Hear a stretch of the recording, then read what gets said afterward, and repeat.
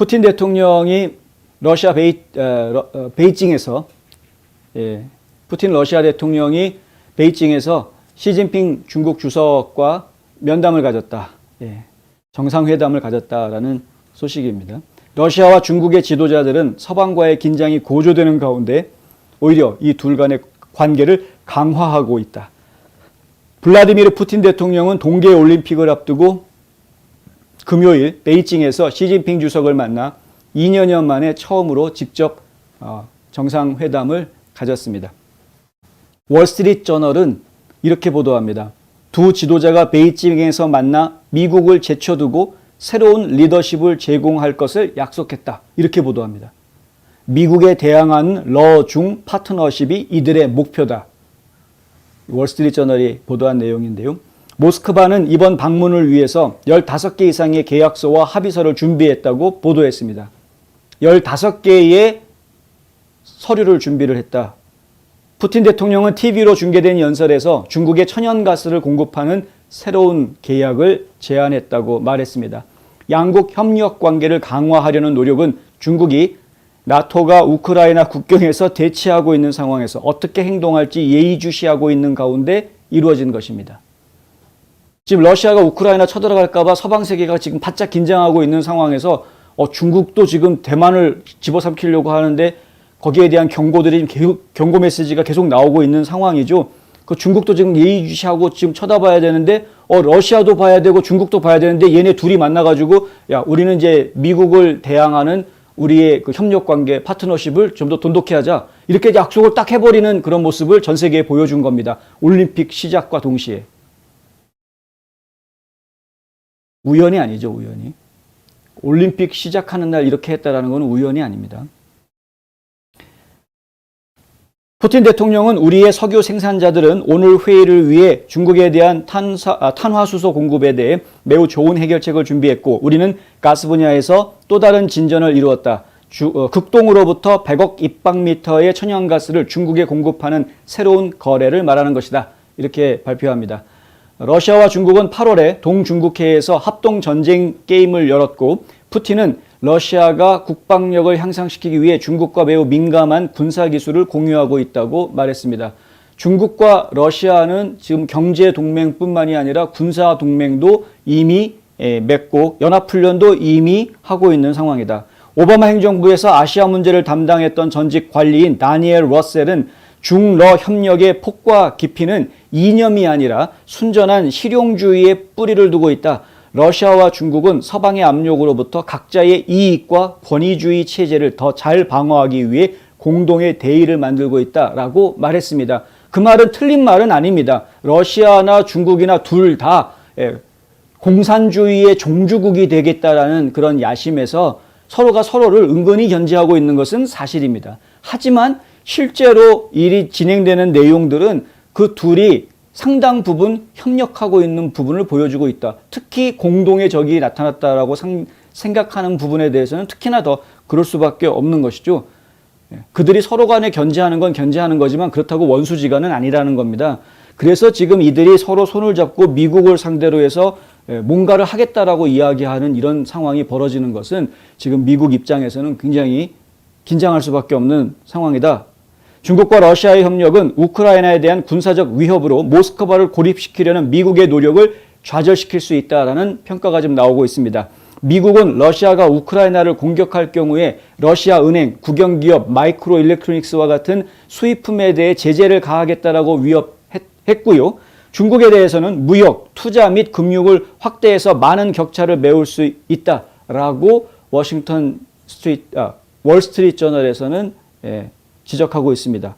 중국과 러시아의 공동 성명은 보다 폭넓게 보고 서명한 경제 이니셔티브를 하나로 묶는 것에 대해서 이야기하고 있다고 합니다. 시진핑의 1대1로 인프라 추진과 푸틴 대통령의 유라시아 경제연합은 유라시아 대륙의 대부분과 개발도상국과의 더 강력한 연결고리를 구축하기 위한 구상들입니다. 1대1로 인프라 계획도 그렇고 그건 이제 실크로드를 다시 살려내겠다라는 이야기고요.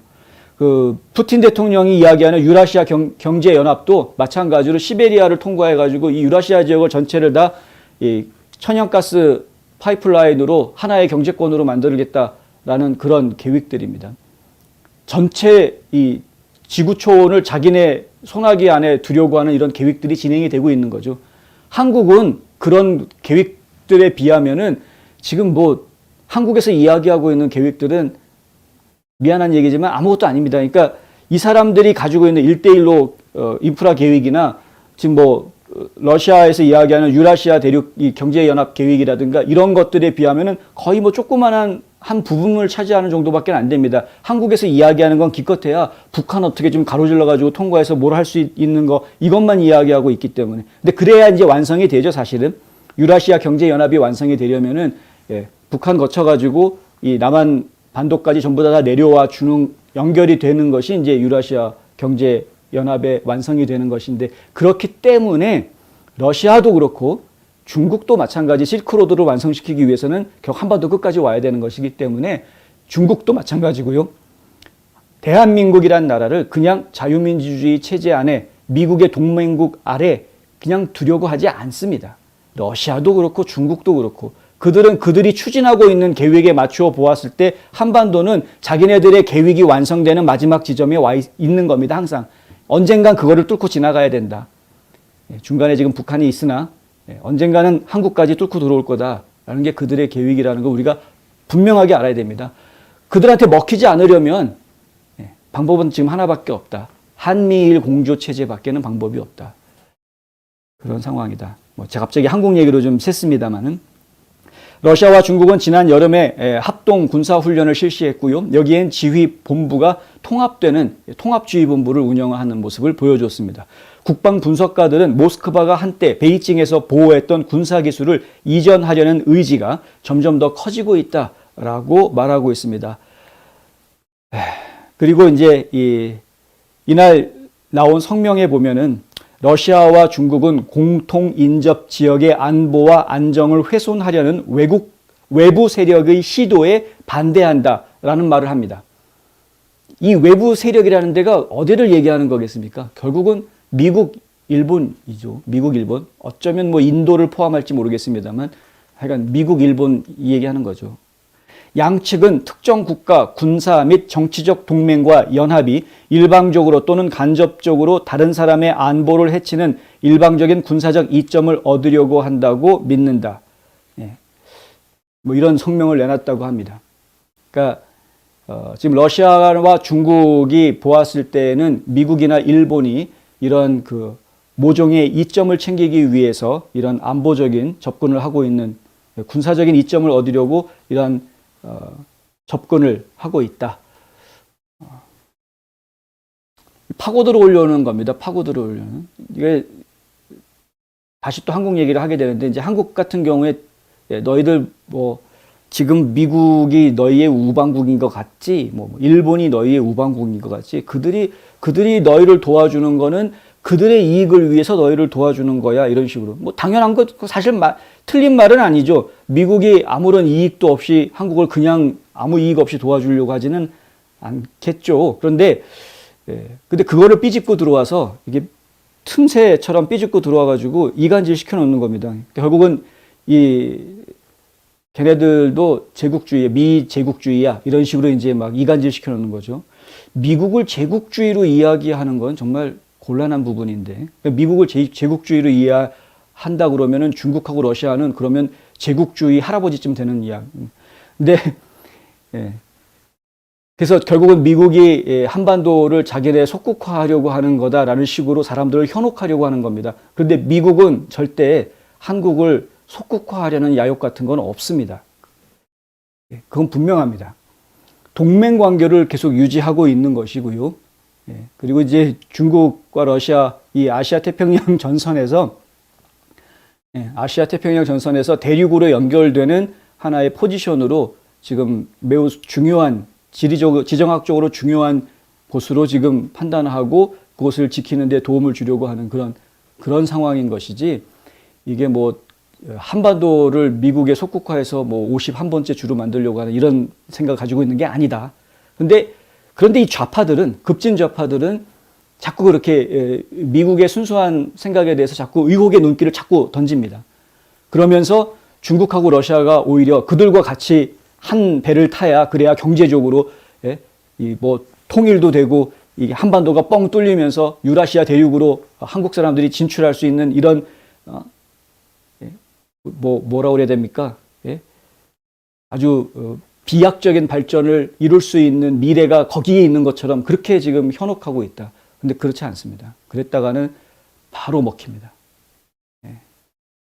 제국주의적인 성향은 러시아, 중국만한 데가 없다. 지금 보십시오. 예. 그루지아 침공하고 예, 우크라이나 침공하고 예, 지금 뭐 예, 아프가니스탄도 마찬가지였었고 지금 중국 하는 것도 보십시오. 예. 위구르족들 막 말살하고 예, 대만 넘보고 홍콩장 짓밟고 지금 뭐 어떻게 해서든 막 여기저기 들어가가지고 처음에는 돈으로 막 발라서 사람들을 막 혼란스럽게 현혹해놓고 돈 줘가지고 나 좋지 우리 잘 지내자 가까이 지내자 막 이래놓고서는 가가지고 쓱 나중에 잡아먹고서는 이런 거죠. 예, 예. 예. 지금 냉혹한 국제 사회의 모습들이 지금처럼 이렇게 서로 이렇게 죽기 아니면 살기 식으로 이빨을 다 드러내면서 누가 더 센 놈이냐라는 그런 그 제기를 하고 있는 그런 누가 더 센 놈인가 이렇게 맞대서 재보고 있는 이런 상황이 근래에 없었던 것 같습니다. 진짜 몇십 년 만에 이러한 모습들이 지금 진행이 되고 있는 것 같습니다. 하필이면 이럴 때 미국의 지도력이 지금 약해져 있는 상태에서 이런 일이 벌어지고 있다는 것이 어떻게 보면 또 미국의 지도력이 약해졌기 때문에 이런 일이 벌어졌는지도 모르겠습니다만은 하여튼 상당히 안타깝다라는 말씀도 드릴 수밖에 없겠네요.